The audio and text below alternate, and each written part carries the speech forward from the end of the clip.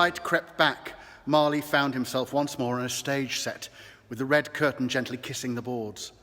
The children, their parents, Scrooge, were all gone. He felt his chain tighten as he was lifted from his place. "Shall we get you back to your usual size?" said the White Lady. Marley merely nodded. He kept his eyes closed as the magic worked upon him. He felt his knees touch the floor, then his hands.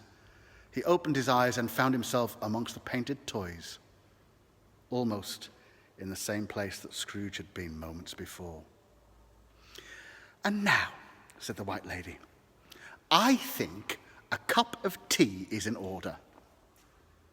She frowned at Marley for a moment and then asked, "I'm so sorry. What was your name again?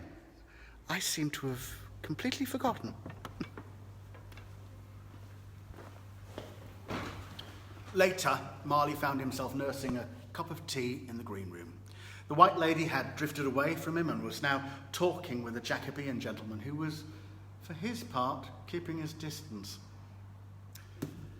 Here Marley was, playing a part in a production to save the soul of a man whose history only mentioned him, Marley, in passing. Was that all he was? A footnote in a prologue? But Marley would not allow himself to revel in this thought. He had learned something from this trip to the past, not least about the nature of spirit, so he resolved to continue his education in this regard. The only way he could see of doing this was to take further part in Scrooge's redemption. But he could see two immediate barriers to this. First, there was no part for him other than the one he'd already discharged. And second, Linton. She was not likely to allow Marley to carry on as a supernumerary on a whim. He must have a purpose. A further irritant was Marley would have to endure the company of Scrooge longer, but that prospect, which, whilst it didn't exactly fill him with pleasure, he was willing to endure.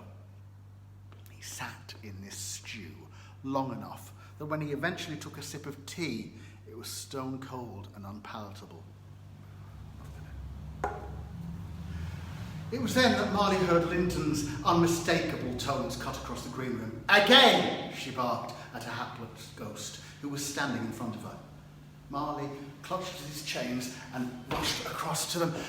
"Miss Linton," he said. "A minute," she said, not taking her gimlet eyes from her new charge. "Sir Simon, for the love of Garrick himself, again." "Miss Linton, I must insist on a little of your time," said Marley. "Minute," said Linton. "Say the line, Simon. Oh, so help me, I'll get you posted to a haunting so dull that you'll pray for exorcism." The ghost that she was addressing was dressed in a simple green robe or mantle, bordered with white fur. His head was garlanded with a holly wreath, set here and there with shining icicles. Dressed as he was in the traditional garb of the festive season, you may have expected this shade to have been of the jovial disposition. But no, this was no jolly old elf. Quite the contrary, in fact. Under Linton's gaze, he looked downcast and wrung his handkerchief in torment. The eyes, wide and imploring, roved back and forth, tracing some invisible path on the carpeted floor of the green room, as if searching for inspiration. At last, he stuttered into speech. The voice a baritone, with notes of port and mahogany, that is the calling card of a certain breed of the theatrical profession. Come in and, get to know me," said the ghost. "You're not propositioning the old goat," said Linton. "The line is, 'Come in and know me better, man.'" "Better man," parroted Sir Simon. "I don't know why it's not sticking. I honestly don't." "Because you are a moron, Sir Simon, that's why," said Linton. "You've had the script for long enough." "Bare hours," sputtered Sir Simon. "Time enough," countered Linton. "My dear lady," said Sir Simon, "back when I played Black Isaac, the huntsman of Hogley Woods in..." Don't, snapped Linton. "Don't dare start rabbiting on about your past triumphs. I need you in this moment now with these lines in your head. What'll happen if you dry out there?" A thought crossed Marley's mind. A devious thought, to be sure, but in his years of business, he was ever one to sense an opportunity when it presented himself. is it not tradition in the theatre to have someone to remind the actors of their lines on occasion? Marley asked. A prompt, said Sir Simon. Yes, indeed, but Miss Linton insists that no one is free to undertake such a task. Oh, well, I'm at a loose end of the moment, said Marley, failing ignorance. Linton's eyes narrowed. And how are we to hide you, she said. It might just kill the ambience a tad, having a great soppy fool stood to one side, clutching a battered play script. Could I not? Marley was aware that he might overplay his hand, but found he couldn't stop himself. Could I not just be shrunken down, say, sit in his pocket and prompt, or some such? Linton said nothing, just eyed him suspiciously. Oh, you won't need to be smaller, said Sir Simon with a burst of good-humoured laughter. What a capital idea, though. Tell me, I don't suppose by some miracle you're a dab hand at puppetry, are you? Oh, yes, yes, I am, said Marley, seeing Linton sigh resignedly and hear something scratch itself on her clipboard. Splendid, boomed Sir Simon. Then it's decided.